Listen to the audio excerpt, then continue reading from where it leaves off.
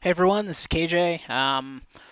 Sorry for the team builder that we got going on here. I actually deleted my team builder that I had previously recorded, so I'm trying to make sure that we got one uh, for this matchup.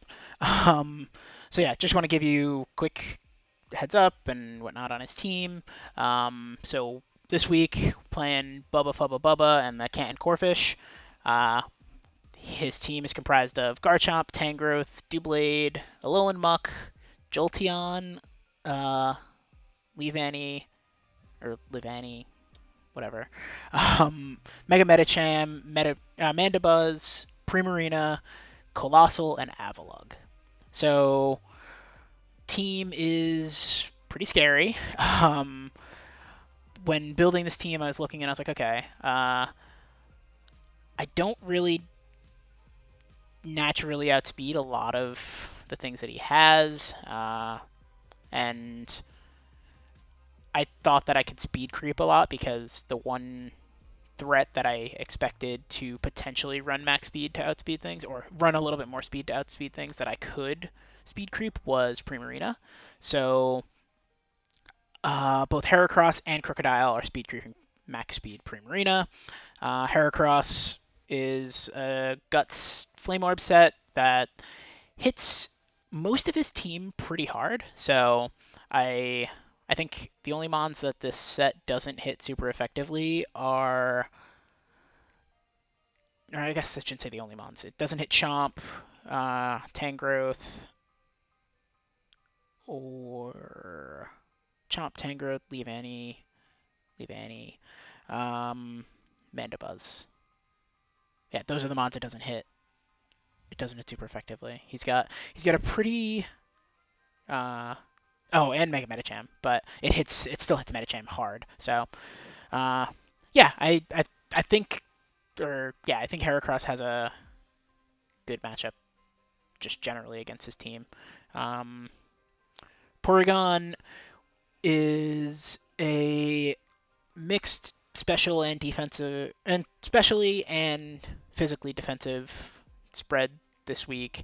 Toxic Shadow Ball for the Doublade switch in, as well as the Medicham switch in. Ice Beam for coverage with Tangrowth, Mandibuzz. Uh, Toxic just for any other coverage that I might need to get that on, especially because I'm not bringing Feeny this week, so I'm not stopping uh, status with Misty Terrain. And yeah, the defensive spreads were mostly for making sure that Porygon with Eviolite could live a Drain Punch from Medicham, because that's a huge threat, and then also making sure that Specs Primarina can be kind of stopped in its tracks a little bit with Porygon.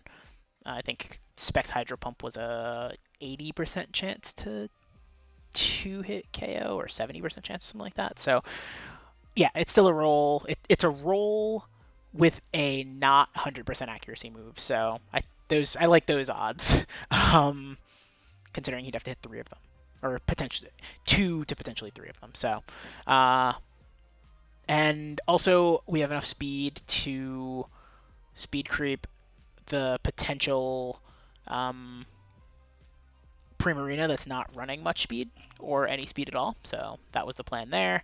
Crocodile was again speed creeping max speed Primarina, had some bulk, expert belt to just like to hit things a lot harder that are super effective. Like knockoff hit incredibly hard for things like Doublade. Uh, we've got the earthquake for things like uh, also Doublade, Jolteon, Alolan Muck, Colossal, and then Dragon Claw for Garchomp. Garchomp was actually a huge worry of mine because I looked at my team and I thought, wow, Scarf Garchomp could really put in some work, uh, or even Garchomp that sets up. So comes to the next mon. We've got the Mega Ampharos this week running Cotton Guard.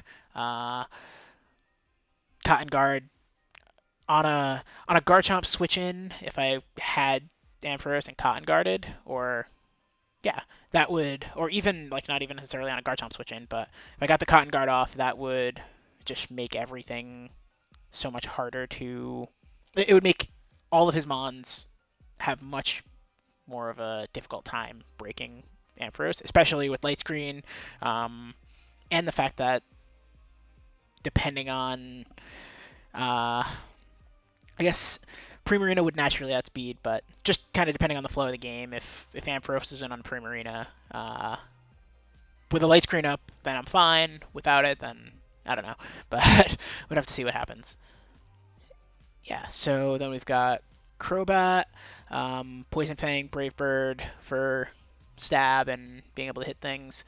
Super Fang to basically take care of things like Alolan Muck if they're brought, and just kind of chip away at some of the things. And I mean, it's Super Fang hits most of his team, so being able to just kind of take half of the damage away is pretty nice. Especially with a lot of his mons not having a ton of um, useful recovery. And then the last mon we got is Scarf Jirachi, Shadow Ball for the Mega Medicham. Even with the minus special attack nature, we're looking at a roll for a 2-hit KO. So there's that. And then this is enough speed to outspeed Timid Jolteon. So we can U-turn out on that and not take a Shadow Ball from that. So yeah, and then Iron Head and Ice Punch for Garchomp, depending on the Garchomp set. If I could like predict a Garchomp switch in an Ice Punch, then we just kind of win there. So yeah, again, it all depends on the set, but yeah. So again, sorry that this wasn't super detailed. I had another Team Builder video, and I stupidly deleted it, just kind of moving things around and trying to go through. Okay, awesome. So I'll see you guys for the recap of the match. All right, so we have the Week 2 matchup versus Bubbafubbabubba and the Canton Corphish. Yeah, let's just jump right in. So, thinking about this, I was looking at the team. I was a little surprised not to see Garchomp, but we were very prepared for it, so we'd see what happens. I expected either a Mandibuzz or a Tangrowth lead here. I didn't expect him to really go into with. I didn't expect Medicham or Muck. I guess Primarina could have been an option as well when I was thinking about it, but I figured that he wanted something that would pivot just to, like, I felt like Tangrowth was the perfect lead here because he could scout and pivot with U-turn. So, yeah, let's jump into it. Ended up leading Jirachi here, and the thought was I'm scarfed, so I can pivot out whenever. That was fine. So surprisingly, he led with Primarina, but I guess it makes sense because Primarina hits most mons very hard and was something, especially Specs Primarina, which I assumed he was bringing because it just does so much damage. So yeah, we pivot out, we go into Crobat, and this was sort of like my first big misplay. I feel like Super Fang from that range, or not Super Fang, sorry.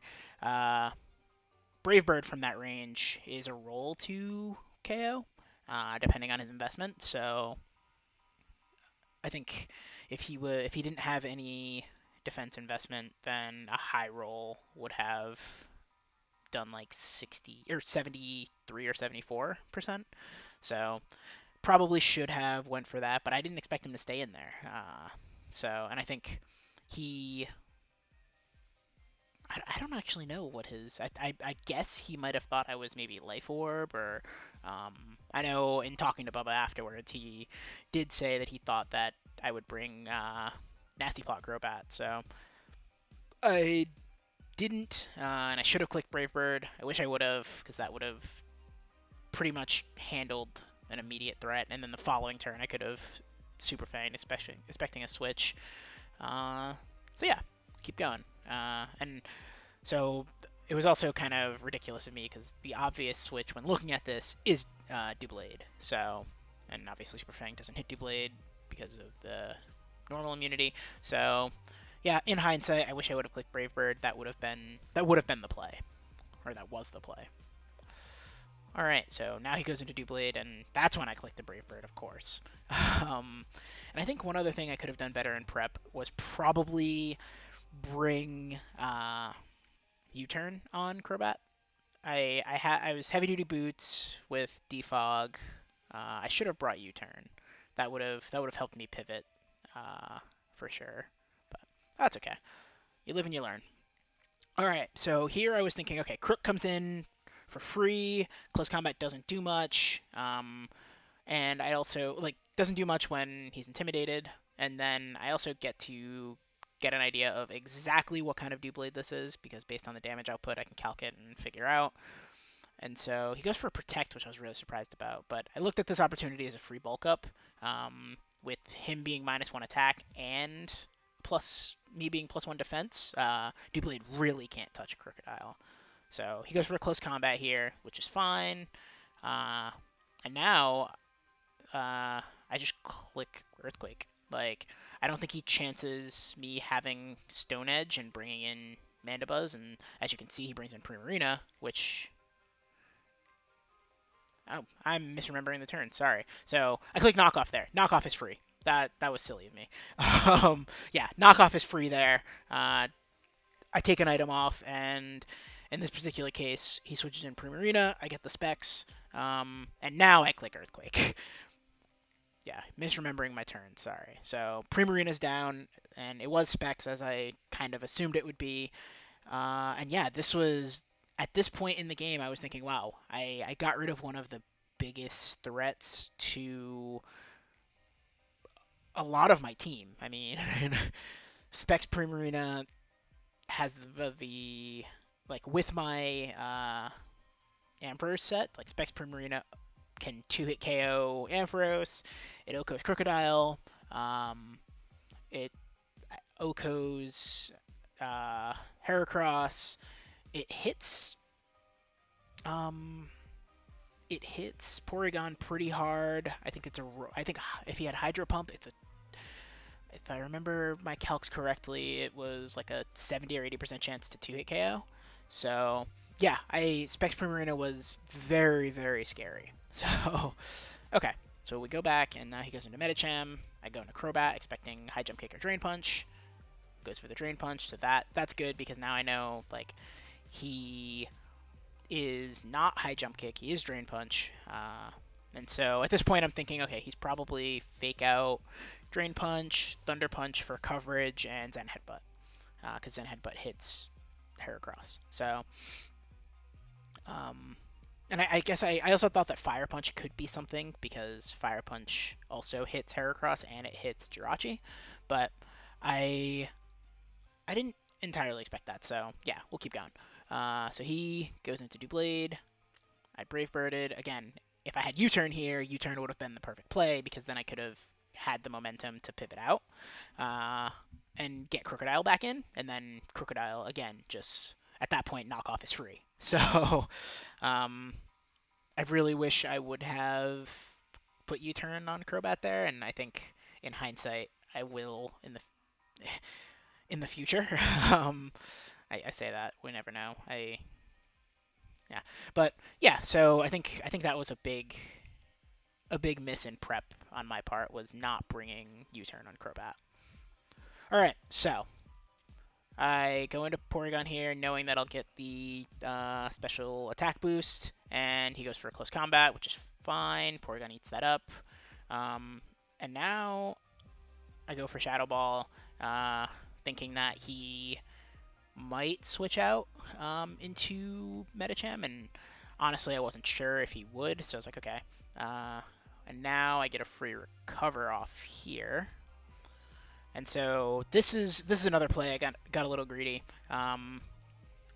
With the special attack boost, I knew if he was not AV, then I had a roll I believe I had a roll to take out Tangrowth from this range. If he was AV, then that's not the case. So I go for it, and sure enough, that is AV damage. So he then knocks off my Eviolite, which I didn't think was too bad. Mandibuzz is Mandibuzz is what I primarily had Porygon for, and just because it did a reasonably good job, just coverage wise. But I knew Porygon could still 1v1 Mandibuzz because if it comes in on it, because it gets the special attack boost most likely. Based on the composition of his team at this point. Like, I know that Muck is more specially defensive and Doublade is more physically defensive. Mandibuzz isn't typically run super super offensive, and so with Tangrowth, I was like, okay, now that I know that that's AV, I'm pretty sure that this is a physically defensive Mandibuzz. So again, losing the Eviolite, not the end of the world, but is annoying. So he goes into Muck. I go for the Ice Beam, thinking if he stays, then I get the damage. If he switches, then whatever. And this was also nice because it did confirm that he was also AV Muck. So I go into Crobat, thinking, okay, can't really do much. He misses the Gunk Shot, that's unfortunate. And I go for Super Fang because I'm just like, okay, if I can just get some chip off on this thing, I'm happy. So Muck kills Crobat, and then Crocodile comes in and it pressures. So he goes into Tangrowth here. I go for the knockoff, and sure enough, is AV. And now I think this is the time for Ampharos to kind of shine. So I start to set up my Cotton Guard. Get the Cotton Guard up. Earthquake does absolutely nothing. And then at this point, I was trying to predict a switch. I didn't think he was going to stay in there, and so for the Thunderbolt, and then he misses the Gunk Shot, which again is unfortunate. Gunk Shot is, I hate Gunk Shot. I hate all of the moves that are lower than 90% accuracy, and even the 90% accuracy ones are kind of. But yeah, so we exchange crits, which is unfortunate. I don't think. I think my crit definitely hurt him more than his crit hurting me. But yeah, so he gets the Sludge Bomb, and then I end up getting the kill on Tangrowth. So now I'm thinking, okay, Jirachi will win against Medicham, assuming that he doesn't like. I don't think I'm not sure, but I don't know. I don't think Medicham gets a dark move. I don't think it gets knockoff. I don't remember. But during the game, I think I was looking and seeing like what moves that Medicham got, and again, I wasn't expecting him to have dark coverage. If anything, he had fire coverage, but so I was thinking, okay, sack Ampharos here, and then bring in Jirachi. And basically Drain Punch is a 2-hit KO, is a roll for a 2-hit KO, as is Shadow Ball, and I'm faster because I'm Scarved. So I was thinking, okay, well, I'll get the first Shadow Ball off. If I get a special defense drop, then that's even better. And with Serene Grace, like that was I believe 40% chance. So I was like, okay, let's hope. So he gets the Drain Punch off. That's fine. Ampharos goes down. Jirachi comes in. So now I go for the Shadow Ball, and it does decent damage. And so he gets the Drain Punch, and yeah. So I was looking at this, and I'm like, okay, he was recovering damage back. That was something that I totally just in the back of my head had forgotten about. But I was like, okay, whatever. It's fine because I Shadow Ball here, and it brings him down. I do like 50-ish%, and then he Drain Punches. As long as he doesn't get the roll, as long as he gets the roll lower than what it takes to kill, then I think I'm in good shape because then it goes down. So I Shadow Ball again, and I actually get the crit. And so at this point, I'm thinking, okay, that was huge. And we did the calc afterwards. We shared sets, and that was almost a high roll on the crit. Like I think the maximum on the crit was 79 or 80%. So I mean, lucky to get the crit, a little unlucky it didn't actually kill, but then during the same turn, he gets a crit. And so this is where I kind of was just like, the game's over. I thought that the game was over. I was like, he has coverage for everything I have. Let me send out Crook and kind of just hope for a misplay. But I thought at this point Medicham just cleaned up. And so we get the special attack or the attack drop, and then he goes into Mandibuzz. And so I go into Porygon. Uh, I go for the Ice Beam, thinking he might stay, and then I'm just like, okay, let me just take the kill here. So at this point, I go into Crook, and I was shocked because he subbed. So I'm thinking, okay, now I'm thinking he's sub setup, which I looked into it, and bulk up was the only thing that I saw that made sense. So I'm thinking sub, bulk up, Zen Headbutt, and Drain Punch. So I'm thinking, okay, I need to break this sub because he's gonna set up here. And then after that, like, I think I still just lose. Like, all he has to do is click Drain Punch here, and then Drain Punch on the Porygon, and then Zen Headbutt, and it's over. So, I I think in hindsight, I wish I wouldn't have, like, given up on the game as much as I did. I think this is something that I do, and I'm trying to. I realize as a player I need to stop doing this, but like expecting one set and then like being caught off guard when like expecting something that is more standard, especially on a mon that could potentially threaten a lot of my team. Uh, I think that was a huge problem, and I've lost a couple games like that in the past against very good players. um, and this was another situation where I think I had a legitimate opportunity to win this game had I like okay, so we'll just get into it. So he bulks up here, I click Earthquake, um, which I thought was the right play, and then I go into Porygon 2 here. Had I gone into Heracross, I would have been in such a better shape. In such better shape. Like Heracross resists the Drain Punch, and I I don't know what I was really thinking here. I think I just gave up on the game. And I mean, shame on me for doing that. That's should never do that. It's never over until it's actually over. But yeah, so he clicks Drain Punch. He gets a bunch of health back, and at this point, I'm thinking, okay, it's GG. So I go for the Intimidate boost. He gets the Drain Punch. He goes back to full, and then I bring in Heracross, and I'm expecting Zen Headbutt, and then he Drain Punches, and I'm like, what? How can this be a thing? Well, how did he Drain Punch there? So I find out that his last move is actually Thunder Punch, and it's not Zen Headbutt.